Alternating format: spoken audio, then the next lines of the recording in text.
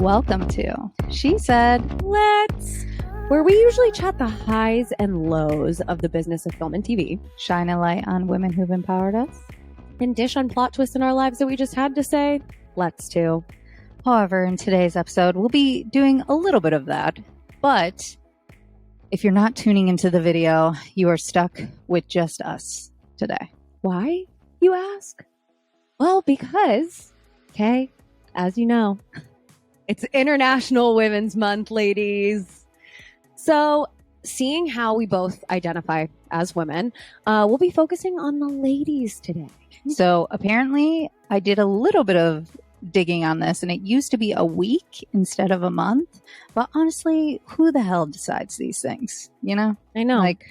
It's all year at She Said Let's. It is all year at She Said Let's. We're going to keep the fucking party going. We're just getting it started, even though it's halfway through the month, but that's okay. Yeah. Nobody needs to know. No. So also to note, you may be thinking, but Hannah, Kay, I listen to the pod all the time, and didn't you just do Galentine's Day? And to that we say, yes, we did. But Galentine's Day is all about relationships, whether they be platonic or romantic. Way different than these individuals we are going to highlight today. So get your goddamn snacks and your glass of rosé. Yeah, drink that rosé, girly. Yeah, as I take a sip.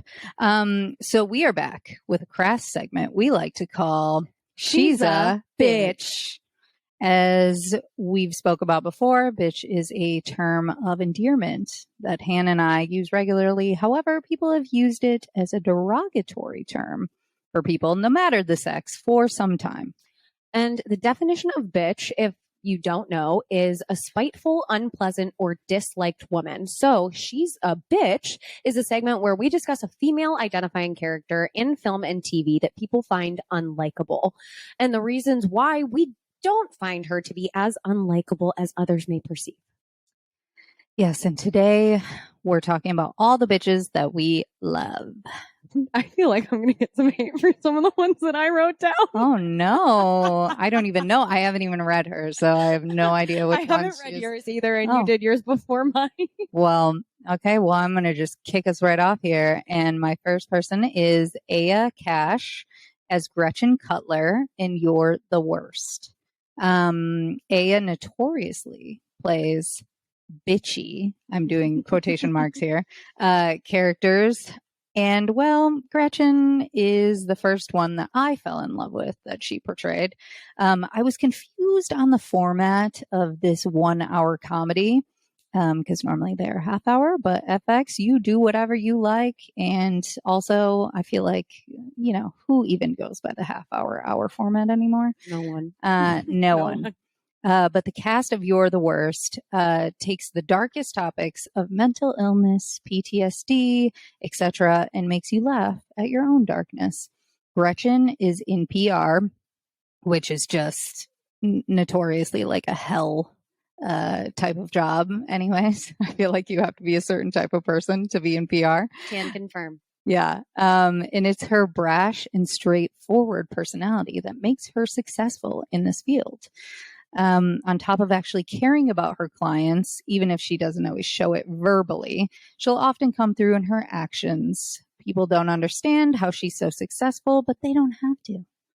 She's okay doing what works for her, which I admire. And I've gotten dragged at some of my jobs for not being peppy enough. Even that my voice, one time my boss told me that my voice sounded too low and chill, which I responded, am I supposed to change the tone and or inflection of my voice? Like, do I have to talk like this? What?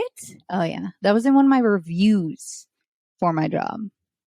What the fuck? And also, if I sound chill, that just means that the client can know they're in good hands because I'm not like panicked or anything. Because you're in a calmer state of mind. And then you're like, if anything goes sour on the job, you seem calm, cool, and collected about it, even if mentally you're like freaking out constantly. Yeah. And also, I know that would never have been said to a man. Fuck no, your voice is too low and chill. However, Gretchen does business like me. She's also very sexually open. She loves sex, but she doesn't need a man per se. Like, she doesn't need to be in a relationship, but she, she also has a vibrator, so that works as well. I was going to say, that's why we own vibrators, ladies. Yeah. We were actually just talking about this show right before we started recording, but I have Christina Ricci and Sammy Honrati. I don't quite know if I'm pronouncing that right, as Misty in Yellow Jackets. So if you've watched Yellow Jackets, I may get some different opinions on this because Misty is kind of like a kookier character who basically sabotaged the entirety of the soccer team, spoiler, by quite literally destroying the only form of communication back to the real world whenever they were abandoned in the woods. Kind of important. Extremely important. Important. Extremely important. I love this character, and it's not just because of my love for adult Misty, Christina Ricci. It's because she adds this kind of sort of an edge to the show that is different from Juliette Lewis and Sophie Thatcher's character, Natalie. Misty is seen as kind of like the crazy one who seems like she has her shit together, but doesn't have her shit together. Like, as an adult, she has her shit together. As a child, she's like just kind of like learning the ropes like everyone else, but ultimately will try to kill you for speaking to her in the wrong tone. So I just see her as kind of a misunderstood kid who didn't stand out that much at all. And people probably saw her as like a little nerdy and outlandish, when in reality, all she wants is to be included and to be a real team player because, she isn't on the soccer team. She's the medical add-on that takes care of any injuries. But I think we all know someone, or maybe even were that someone, that was set apart from the crowd because of the way they looked, or because of the way they dressed, or because maybe they were a little bit more involved in their education and weren't really about making friends. They just wanted to advance themselves rather than play sports. And I truly think that Misty just wanted to be one with them and not actually working against them, but to prove herself. She kind of had to destroy everything just to get the attention that she wanted. Yeah, she wasn't being heard, so she made people hear her. Exactly. Is kind of what it was. And Hannah didn't play any sports, and she's just fine. I'm good. She's chilling. Well, the next person that I have is Alexa Demi as Maddie Perez in Euphoria. We love Maddie in this house. Oh, we love Maddie. Well, listen up. This bitch does not take anyone's shit, including her best friend, Cassie. I think in the past, we've seen so many young girls turning a blind eye to their friends or boyfriends who are treating them like shit, especially in shows that maybe I grew up in or we grew up with. And although I definitely do not condone Maddie's physical violence, I do think a lot of how she acts to Cassie is necessary and honest. There's also a soft side to Maddie. She loves hard. And because she's been hurt, she doesn't trust as easily. Although she is wrapped up in an abusive relationship with Nate, I do believe that she's really a girl's girl. She shuts down her friends' self-doubt constantly and makes them feel like the queens that they are. She's empowering those around her to not take any nonsense either, even sometimes when she takes a little bit of it, I guess. And she doesn't allow other people to treat her friends badly, though. She also seems to have come from a different type of home than some of her friends, with not a lot of parental support. So she's built herself up to something and puts off a persona that shields her from pity or people noticing her differences. So some of her hard exterior definitely comes from that. Yeah, I like that. That was a good one. That was a really good one. Yeah. Well, my next one, and this is definitely going to be one that's kind of wild. I almost put this. Did you really? Yeah. Okay, this but I couldn't think of enough good things. Oh, I got you. Okay, Mia Goth as Pearl in Pearl. This is another one that is slightly outlandish. Like, it's really out there, but god damn, I love this character. Mia Goth right now is probably one of my favorite horror actresses, because she is not Mia Goth as a person. I don't know her personally, but the characters she plays are always a little psycho, especially Pearl. and she definitely kills a lot of people, but there's a few. human underneath that who just wants to live her dreams. Now, does she go to excessive lengths to try to live these dreams? Absolutely. But she was also raised by a mother who never really was giving her the care and attention that she needed, alongside taking care of her geriatric father, who's just like a vegetable in a wheelchair and can't take care of himself. And her mom is doing all of the farm work. So it's a lot. This girl was dealt, it is a lot, and she was dealt some pretty shitty cards. And there's a really long monologue that she does in the movie whenever she's sitting at the kitchen table talking to her sister-in-law, just like explaining all of the fucked up things she's done and why she's done it, while she's saying it, like, you can, if you look in her eyes while she's talking, you can see the pain and longing behind every single word that she's saying. And she may want to like just be a star, but I truly think that she wants to feel a love like she's never really felt before, and she wants to feel understood rather than just be pushed to the side and ignored. So I don't know. People might think I'm a psychopath for that one. Well, and her mom, like, seriously bashes her constantly. Basically, tells her that she's like a piece of shit. Yeah, it's like, you have no talent. What do you mean? Like, you're not going to be a professional dancer in this group. I mean, she basically tells her she's not even a fucking human. She doesn't even treat her like a human. No, being. She treats her like a prop or like a maid or something. Yeah, it's insane. Yeah, it's a lot. Not a great mom. No. Not a great, if you don't have great parents, a lot of times you become a monster. Yeah, she wasn't really dealt a great life. So it was kind of just right there laid out for her. We're not saying that if you have abusive parents, you should go around murdering people, but we are saying that we can, this is a movie. So exactly. Yeah. Hypothetically speaking, go off, Mia Goth. But if you've been dealt some pretty shitty cards, maybe don't we're telling you, don't hurt people. No. Hurt people. That's another thing that I kind of wanted to add to this. Yeah. Because I don't think she realizes the hurt that she's causing for other people by quite literally butchering them to death. How would she know? How would she know? I think she's just like, she's constantly seeing red. Like, she gets angered so easily. This girl needs therapy. Yeah. Really. Yeah. She needs a good therapist. I mean, they can't even afford food, but sure, therapy. Well, this is also a time before therapy was even a thing. Yeah, that's very true. Well, going from a very poor person to a very rich person, my next one is Jean Smart as Deborah Vance in Hacks. And if you watch this show and didn't see the sexism and ageism in the industry, you are blind. On top of showing the importance the world places on marriage and romantic relationships. When Deborah lost her man, who, by the way, cheated on her with her sister, she also lost her show, something she dreamed of and always wanted. So she really was at like the lowest of the low. Then. She hit rock bottom then. Yeah.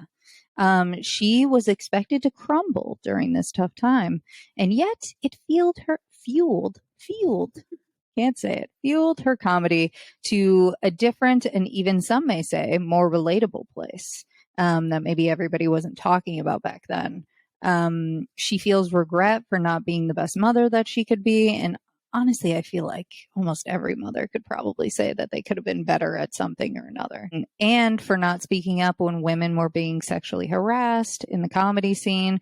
But then we see her making amends later on for those things in her older age when she has power and authority, which is, often something that you need for people to actually listen to you. Even if some still see her as a bitchy old hag or hack, That was a good one. I had to do it. You introduced me to that show because of the one in Seattle, the one episode with Devin Sawa. Oh my God, that I can't even talk about that episode. Actually, it'd be as if we don't talk about inappropriate things on here. It makes me hot. Makes her hot and ready, like a Little Caesars $5 pizza. Oh, I'm ready. I am ready just thinking about it. Actually, so. We might have to take a break. No, I'm just kidding. Continue on. Oh my God. Okay. Well, taking it a little bit into a darker realm. Not so hot and ready.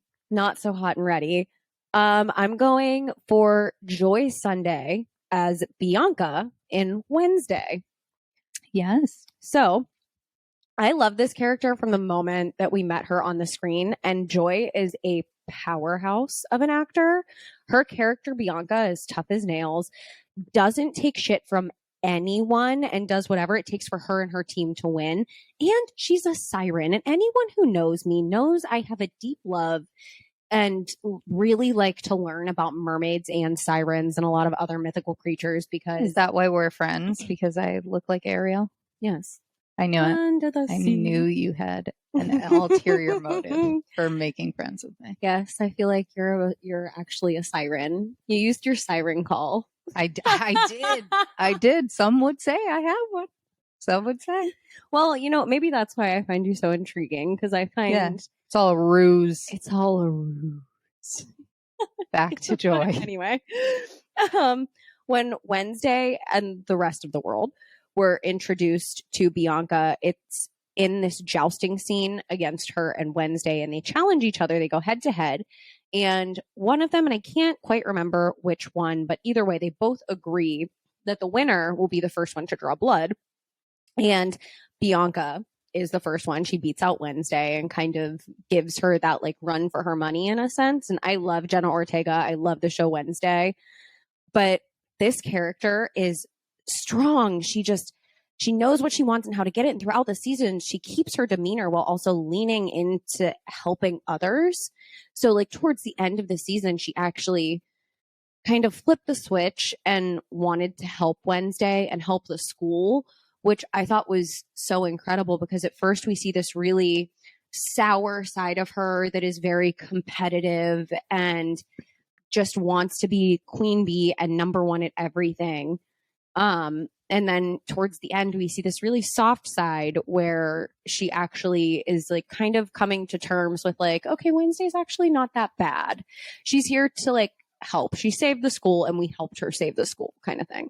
Yeah, she's a weirdo, but she means well. Yeah. Yeah. Yeah. That's why I'm Wednesday, as you will hear in one of our other episodes. So my last one that I have, I don't know if it's Helene York. She is as Broch Duback in the other two. Wow, really can't pronounce things today. And this bitch is a lot smarter than she appears.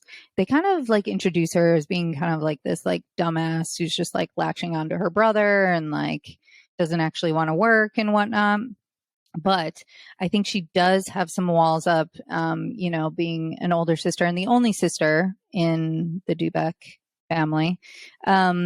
And I think she also is just a little bit jealous of this kid who just like got everything without the hard work that often goes into fame, which I think a lot of us would be a little bit annoyed with that. Obviously happy for our brother, but at the same time, I think a lot of millennials, myself included, often feel this way about Gen Z sometimes, that maybe we grew up like in the wrong time to create art on our own terms, because there's all sorts of platforms and things that people have now to do things that maybe we thought that we wanted to do back when we were younger, but just didn't have like the technology to do or share with people like all over the world. That wasn't really like a possibility back then. So Broch is something that I often get ragged on for, which is being strategic. She sees her in through her brother and figures out how to capitalize off of his fame, not only for her entire family, but for herself. There's tons of siblings, cousins, children, whatever, of famous people. I know Nepo babies are a huge topic right now, that are doing this same thing. And many of them are actually very talented, maybe even more so than their siblings before them that they got the in through. Elle Fanning. Elle Fanning? Anyone? We're big fans of Elle Fanning. We love Elle Fanning. Where's Dakota? Don't know. Great child actor, but where is she? What happened to Dakota? I don't know. We're gonna have to look that up. All of us, we cannot deny, would would kill for the connections and open doors that this provides. So I think faulting someone for walking through that door is hypocritical. In conclusion, if you think these characters are a bitch, you're wrong. They're that bitch. So we are going to get a bit uncomfy here by doing an activity that I do every year at the end of the year, which is to write a love letter to myself, letting myself know all the things I appreciated that I did this past year. So let's write a love letter. She actually made me do this for the first time whenever we were in Joshua Tree. Oh, yeah. And it was probably the most uncomfortable thing I've ever done because it's really hard to talk yourself up. And women in general, oftentimes we do have a hard time talking ourselves up because society has made us feel like it's braggy or cocky or boastful for a lady to do so. To which we say, you know what? Fuck that. Go on and love yourself because you love yourself the hardest. Yeah. Love yourself in many ways, but in this case, through words. Now, normally, I would write a letter that's like 5 fucking typed pages to myself, but in this case, we're just going to say a couple little paragraphs about ourselves. We've talked about each other several times, what we love about each other. And so now, you have to see us be super awkward and talk about ourselves. Han, I know what I love about you, but what would you like to say to yourself? What do you love? Okay. So to me, you're much smarter than you give yourself credit for. You've grown so much over the course of your young adult life, and you came out here alone at 19 years old with a dream and solid support within yourself, and your family supported you, which is also not really heard of, like mentally supported, which is it's unheard of a lot of the time, especially with a dream as crazy as this. And look how many fucking amazing people you picked up along the way. Like, good job. Good job, you. Do we want to go like back and forth on this? Or read through it the whole way? Yeah, you continue. Okay. You're also an incredibly hard worker to the point where oftentimes you run yourself dry, but you've pushed your way to places that you didn't think were previously possible. And you're still pushing your way through while you're trying your best not let your mind get the best of you. So you got this. Just keep going. You are one of the kindest humans. You always look to see the best in everyone around you and continually spread love wherever you go. Even if you don't see it sometimes, you're a safe space for a lot of those around you and that love you dearly. And you always, always, always have a smile on your face, even when your entire world feels like it's crashing down on you. You could make friends with anyone, anywhere you go. Hell, you could even make friends with a tree if you tried hard enough. So keep that light. Keep spreading that light to others and never let it go. And no matter what life throws at you, you get through it. You are constantly there for others, even when you can't always be there for yourself, yet you still try your damn hardest to take time for yourself to decompress. And I'm so proud of the woman you've become, and I can't wait to continue growing together. I love you, me. Aww. Okay. I'm like a little clapping. I'm trying to, I don't want to create an actual noise of a clap. Ooh, that got me a little emo. That was, I know. I'm going to try my hardest to be okay. I'm like sweating from that. I know. It's hard. It's My hard. face got as red as your hair. Okay, me. You are strong as all hell. You have developed a way to trudge through wars and survive, when many of these battles would have destroyed others. Not you, bitch. For a long time, you hid your scars well, but now you're sharing them. Not without fear of making others uncomfortable, which you are ought to do, but the ones who need your tales, they are right next to you laughing at your collective pain. You see the world at a fast-paced blur of art. You make everything aesthetically pleasing than it once was. You don't make how you quote-unquote intimidate people your problem. When people are hell-bent on misunderstanding you, making you feel like you're too much or not enough, you trudge on. You're constantly trying to understand the psychology of why people are the way they are and are empathetic to even the ones who hurt you. You always see both sides of everything, much to the dismay of those around you who you want you to agree with them. You work harder than anyone you've ever met. However, your ADHD makes you so fun. You're a mover. You throw the best parties. You lip sync and give face like the princess of pop herself, Britney Spears. You can beat a face, you dance for yourself, and you can roast anyone. You fight for the ones you love. Hell, you fight for strangers. You're not afraid to speak up when something is wrong, even if it makes you seem uncool or uptight. You question authority in the ways of a leader. You may not be a cheery fuck, but your light shines through that RBF, and I love you. And that is my love letter to me. I loved that. Yeah. Are you sweating now? No, I think it was a little bit easier than I thought it was going to be. Oh, mine was not. Well, on to the next one. Well, now we're going to play a game. Oh. We love games. And guess what we have? We got the mailbox. Our trusty little We got mailbox. the little mailbox. Isn't there a mailbox in like Blue's Clues or something? Yeah. Well, anyway, IMDB is a place many in the film and TV industry frequent, or anyone who is obsessed with knowing where that actor who looks familiar is from that one project that you've seen before.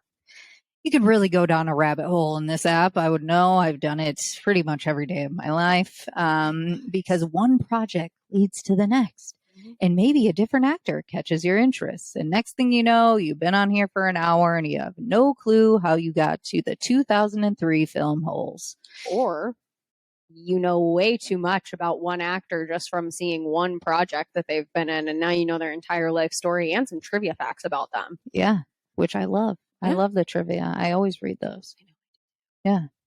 Well, there are several actresses' names in this here mailbox with their first IMDb credit year listed next to their name. So the reasoning is this. 1, success does not happen overnight in this business. So let's see how long these icons have been in the biz. And 2, the goal of this game is to name a project they were in that is closest to their first credit. Okay, so once we grab a name out of here, whoever grabs it starts, names a film or TV credit for said actress, and we'll bounce back and forth until we can list no more. Whoever lists the last one wins, unless the other person names a credit that is older than all the others, or all the ones the winner did. Yeah, and I was thinking, just to make this a little spicy too, maybe like the last person wins. And then if you like say I was the last one, but then you named the oldest credit, then I would have a chance, but I would have to name 3 additional credits in order for me to get the point back. Ooh. Okay. Okay. Yeah. We might have to. Okay. We're It's probably gonna have it's to. gonna make more sense when we play. It's just like any other game. Whenever anybody explains instructions to you, you're like, I don't know what the fuck you're saying, Right? You know. So this is called Let's IMDb it. Yeah, and since Hannah, I love to torture you, why don't you go first? Ooh, Melissa McCarthy, and she got her start in 1999. Oh. Oh fuck! Why am I blanking on Melissa McCarthy films now? It could be a film or a TV show, by the way. Okay. Holy fucking shit! How am I blanking right now? I'm thinking. Oh my god! What is it called? What is it called? What is it called? It's the one where spy something. I think Spies, or I think it honestly is just called Spy. Is it just called Spy? Yeah. Okay, Spy. Yeah. Bridesmaids. Oh my god. It can also be future projects too. The Little Mermaid. I knew you were going to say that. Mike and Molly, the television show. Saturday Night Live. Does that count? She on there? She hosted. Oh, I feel like that's not like a her thing. You could say that about anybody. Not anybody. Not everyone's hosted. Okay, SNL. but most of these people in this box have. You're right. So now we are checking Melissa McCarthy. Let's see.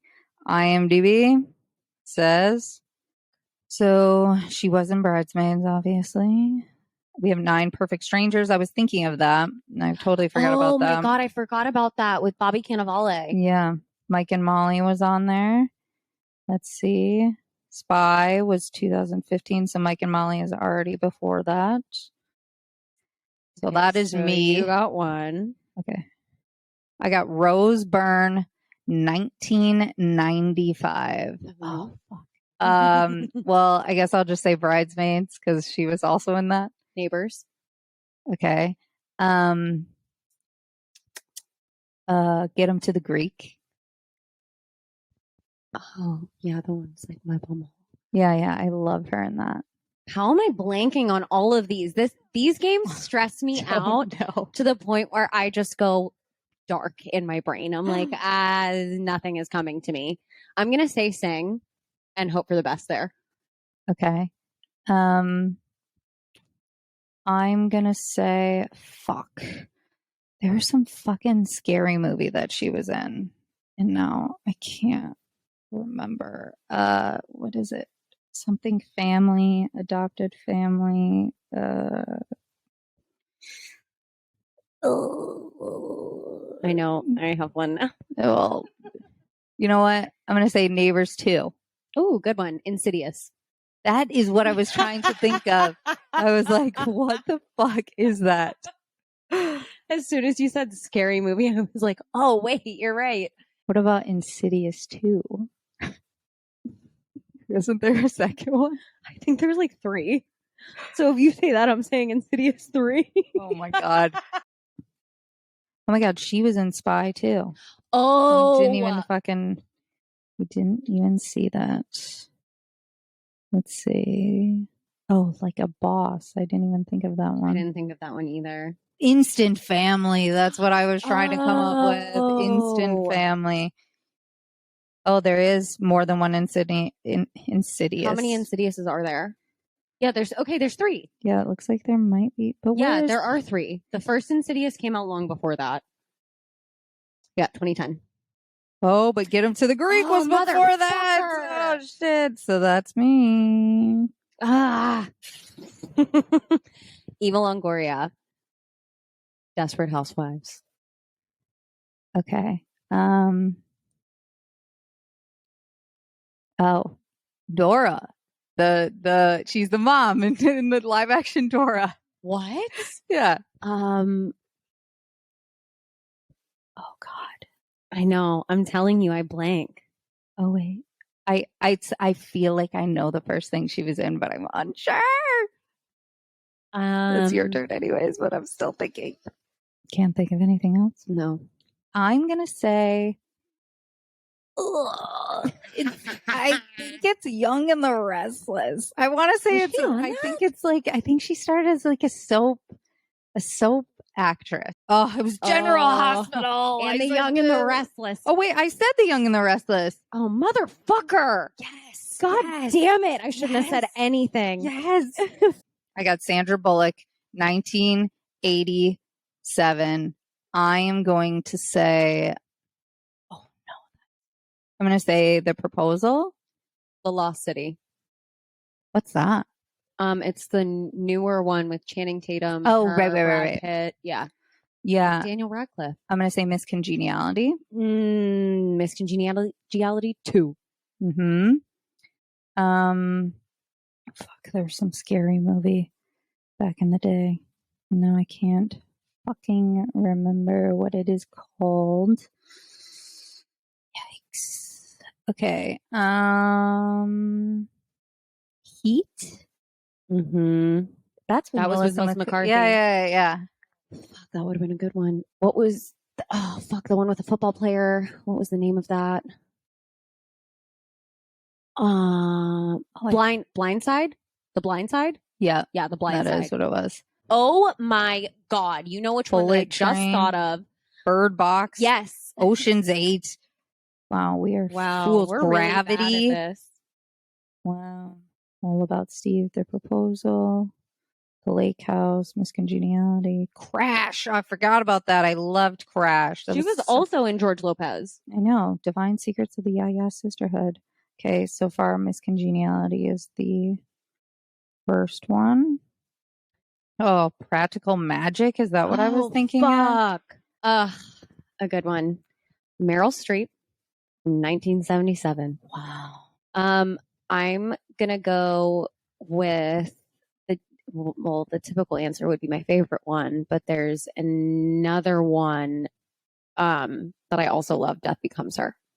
Mm-hmm.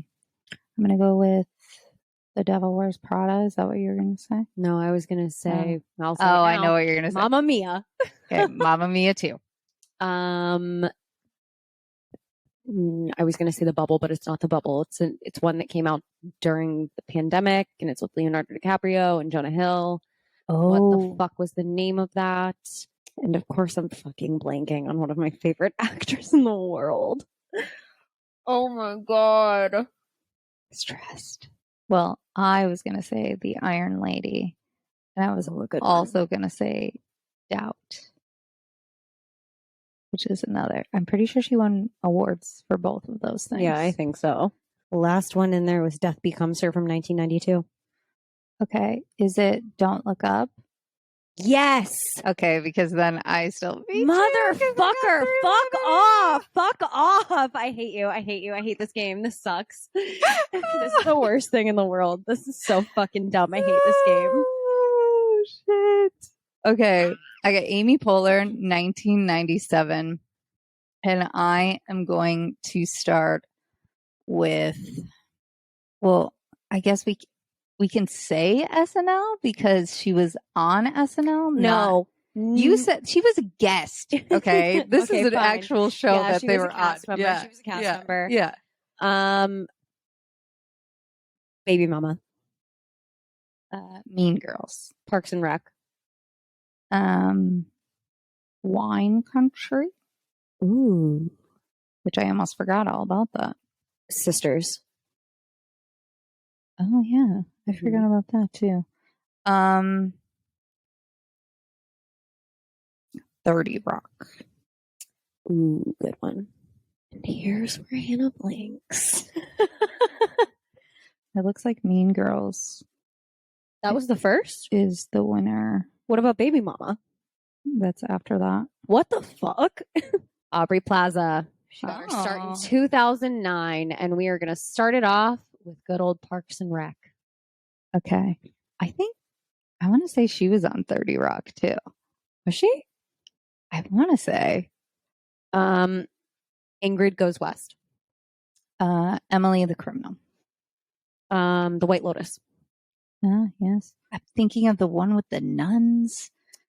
There was like one with nuns or something. And Mike and Dave need a wedding date. Mm-hmm. Mike and Dave. Wedding dates. Mike and Dave need wedding dates. You got that right. Yeah. Such a long name. It doesn't even seem like it should be real. Such a fucking funny movie. It's a real story. I don't fucking know. I don't know, dude. Okay. We will look. She was in 30 Rock. She was in one episode. It's Viola Davis, and she had her start in 1996. Oh, Jesus. Oh my God. She was in that one show, and didn't she play Michelle Obama? What the fuck was that called? It's pretty obvious what it's called. Like what it is, what it's about is what it's called. Vice President? No. What? Oh my God. Ignore that. You are Ignore a fool. No, that's not. As soon as I said it, I was like, oh no, that's not it. Oh my God. The First Lady. Yes. Okay. How to Get Away with Murder. Mm. I can't tell if she was in The Help or if she was in Iron Lady or if she was in Doubt, but I know she was in one with Meryl where I feel like she got like an award or like nominated for an award. But either way, we don't have to use those. We can just use How to Get Away with Murder, which was before The First Lady. So, she was in The Help. Okay. She was? Mm-hmm. And it was The First Lady. And she was also, I feel like, she was in Prisoners. I remember that. Lila and Eat Suicide Squad. Oh my God, I forgot about that. Oh, I forgot about that too. Yeah. Wow. And The Woman King, which. Oh my God. Christ. I got Elizabeth Moss, 1990. And I am going to say, Get Him to the Greek. She was, what's his name's girlfriend? The Invisible Man. Yes. Handmaid's Tale. Fuck. I don't know if she was in Glass House. I'm going to say that and hope for the best. Okay. I'm going to say Mad Men. Good one. Yeah, these are going like way back. Oh, Girl Interrupted. Oh, I forgot about that.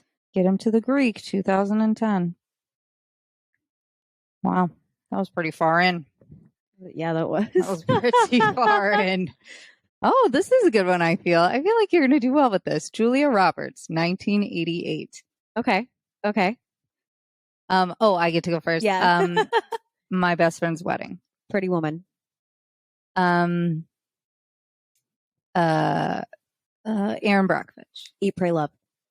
Oh, yeah. Was she in Ocean's 8? I don't know. With the like all girl cast? No, I don't think so. Mother's Day. Mirror, Mirror. Oh. Love, Wedding, Marriage, Eat, Pray, Love. Valentine's Day. Oh, Charlotte's Web.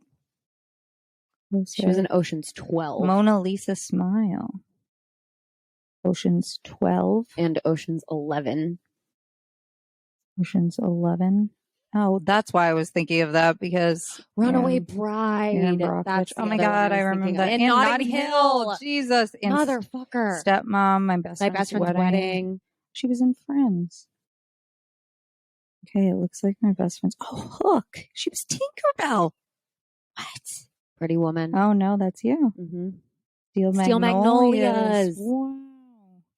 Yep, it's you. You oh finally my God, I finally got a point. Okay, well, it's 11-1. Yes.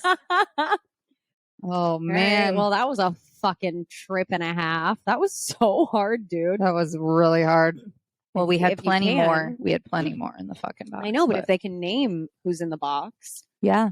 So send us who you think was left in that box. Yeah. We'll answer and tell you if you're right. Send us a little DM. But, you know, since we just put ourselves through hell. Yes. Now we're going to uplift some new voices. And you guys know, since we're all about uplifting those new voices, let's hear it for our girls. Is a segment where we shout out the femme identifying people in film and TV that you, the listener, should know about. These are the emerging or maybe slept on creatives that you can support and check out in the future. So it's time for us to tell you. Usually we do not tell you. Usually it's our guest. Who are some of these individuals in our lives that we're saying let's to that are killing it right now, and why? And so I will go first, and then we're going to popcorn back and forth with our people. Perfect. My first person is Erin G. Wesley, who is a DP on a project that I worked on. I met her on this short film in 2021 that was directed by episode 7 guest, Ani Amel. Erin had such a cool vibe, wore like monochromatic fits before it was even cool. Or before they were all the rage, I guess you could say, as I am currently in one right now. All the rage. Yeah. And she has such a strong eye for art through the lens of a camera. She was not only a joy to work with, but to watch with her own team as a leader who cared about everyone's happiness. And since then, she has been named an ASC Rising Star of Cinematography in 2021, worked on countless projects such as Colin in Black and White, Hacks, which we just talked about earlier, and the Obi-Wan Kenobi movie, and much more. So watch out for her because she is doing big things, and there are not enough female DPs that often get credit in this industry, and there need to be more of them, frankly. Love that. Go, Erin. Go, Erin. Okay. The first one I'm going to shout out is a woman who really made me fall in love with acting in the entertainment industry again. Sam Stiglitz. I don't know if I've quite touched on this much on the pod, but I've been acting since I was young. I took countless acting classes, but after moving to LA, I stopped for a while just because I didn't necessarily know if that's the route I wanted to take. And I didn't pick it up until the pandemic hit. And I was introduced to Sam by our episode 2 guest, Kelsey Dara. Wow, look at that. Over the course of the pandemic, I was looking for an acting coach. She had mentioned to me that she has been working with Sam for a while. And Sam and I did a Zoom, and she is truly one of the greatest human beings on the planet. Not only is she my acting coach, she's also been a client of mine, and she also kind of works as my partial therapist sometimes. And I think that's likewise It'd to be each like other, that sometimes, right? Yeah. But not only is she an acting coach, but she's also a former casting director, and she's casted a lot of different shows that you guys might have watched. Let's see, Pretty Little Liars. In case anybody's watched that, it was a huge show. Now I think some of us have watched that, right? So she's a very successful coach. She also coaches a lot of people that you see on TV or in movies today. She's absolutely incredible. I could not advocate for her enough. One of my favorite humans, and she's helped me in ways that I cannot even describe. She's just truly the best.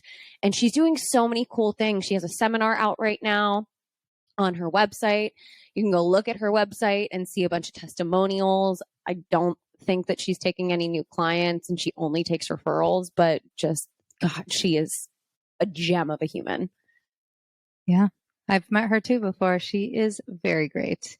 The second person that I have is Victoria Gonzalez. I met Victoria through an event that La Lista put on, which is the podcast hosted by the amazing Ruben, highlighting Latinx writers in film and TV. If you haven't listened yet to the podcast, Victoria has an episode on there, and there's so many more great stories shared on that pod. We highly recommend you listen.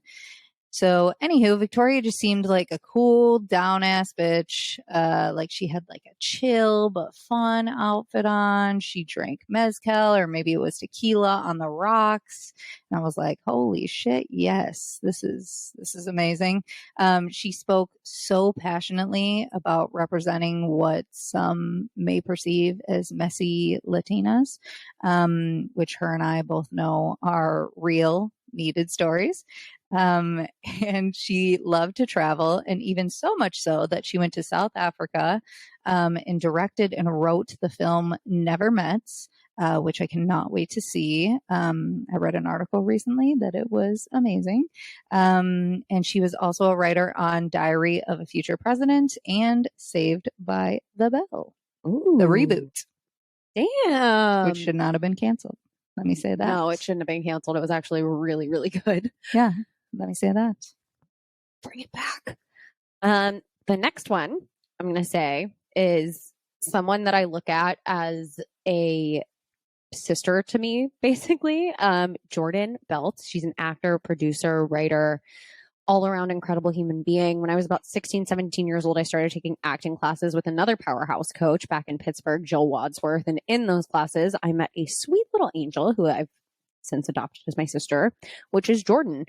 This girl is a fucking rock star. She just recently moved to LA from Pittsburgh, and she has so many short film projects that she's working on and shows, and she's releasing all of them currently. She just signed with a manager in LA for her acting. And she's working full time as a producer on an ASL game show, which is fucking awesome. ASL, for those of you who don't know, is sign language. I've watched her work so hard to get to where she is today, and I'm continuing to watch her work tirelessly to just find that road of success. And I can't wait to continue to watch her grow and shine. So make sure you look out for Jordan. Yes. I've met her also. She's great. I'm just advocating for all these people too. Well, speaking of Saved by the Bell, the reboot, I recently worked with the lead actress of that, which is Haskiri Velasquez. Excuse me if I'm saying that wrong. On a short film that was in the Lalif Fellowship program, which was sponsored by Netflix.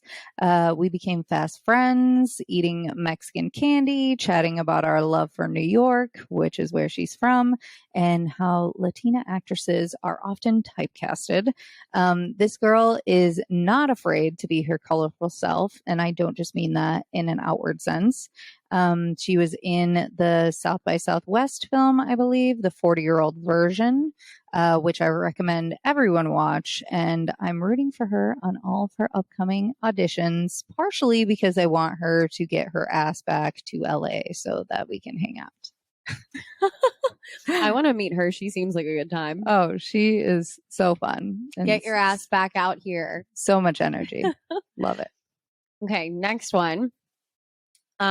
Is another fellow Pittsburgher, Sarah Spadaccini. She's an actor, writer, producer, director, and comedian. She's just an all-around fucking powerhouse, and I'm going to continue to say that word throughout this episode because we know a lot of powerhouses here. Sarah and I met in 2015 whenever I was working at Equinox. We both were working the front desk there. We bonded over the fact that we're both from Pittsburgh. And the rest is kind of history, but she has been absolutely fucking slaying it out here with everything that she's working on, whether that be writing shorts and filming them with her creative partners, doing their podcast, or putting on her own comedy sketches, whether that be on Instagram and or TikTok. And in 2022, she had a guest role on Dynasty.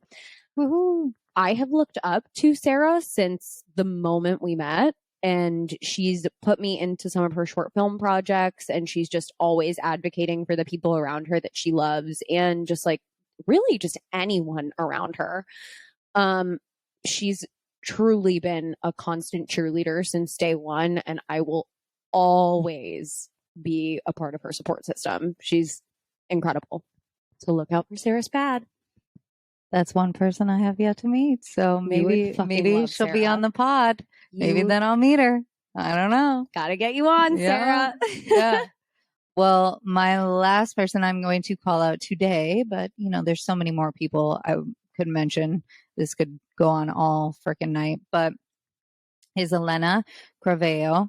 And also, if I'm saying that wrong, my Spanish accent, as people can probably tell, is not the best.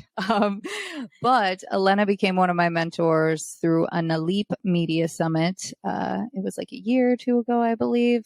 And she wrote on a ton of shows I admire, including Vida, Grace and Frankie, and currently American Auto, which is hilarious. And I recommend that you watch it on Peacock or NBC, wherever, you know, not a lot of people have cable, but, you know, go to Peacock. I especially appreciate that show because I'm from Michigan and I have had family members who worked in the auto industry for a long time. And Elena started as an actress, actually, and many of you may know her Shit LA People Say video, which went viral many years ago. Hannah's face. That was like, her? What the fuck? Oh my God. I love that. Yes. Fun facts. She was a fellow of the Sundance Episodic Lab, and I can't wait to see one of her projects come to our screens one day. I believe she is directing I think it might be a feature coming up. So, you know, can't wait to see that. I also just immediately feel a connection to half Mexican kids, which she also is, and the advice and wisdom that she has shared with me and the other mentees is invaluable. And also, I reached out to her on Instagram to be my mentor. So the fact that she even responded and was so kind about it is just shows how amazing of a person she is, because she could have just been like, ghosting you, or I know I was gonna say, like, or just ghost. or, yeah, but she's been amazing. Well, the last one that I was gonna say is another one from the Equinox family. Monette Moyo. She is an actor, a stunt double, a body double, and a writer. Everything. She is absolutely crushing the game right now. She's one of the most talented, down-to-earth people I know, and she is damn fucking good at her job.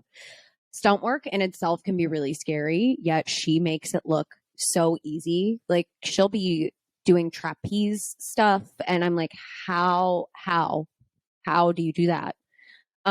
Absolutely incredible. She's also done some really incredible things over the course of the past few years. She's been working as Kaylee Cuoco's stunt and body double on The Flight Attendant and a lot of other projects with her. So if you follow her on Instagram, you may have seen that. And if you're not already following her, I highly suggest it. She was also in The Real Bros with Simi Valley for a few seasons. If you watch that on Facebook, incredible. She's incredibly funny. And I am lucky enough to be able to see the rise in her career and to see her just continually crushing it. I absolutely love this girl, and proud is an understatement. So, like I said, if you're not following Monette, I highly, highly, highly suggest you do. Well, we will link all of the people. And All of the also, people. side note that has nothing to do with film, but her boyfriend or fiance now has a restaurant opening up in Santa Monica that he named after her, called Bar Monette.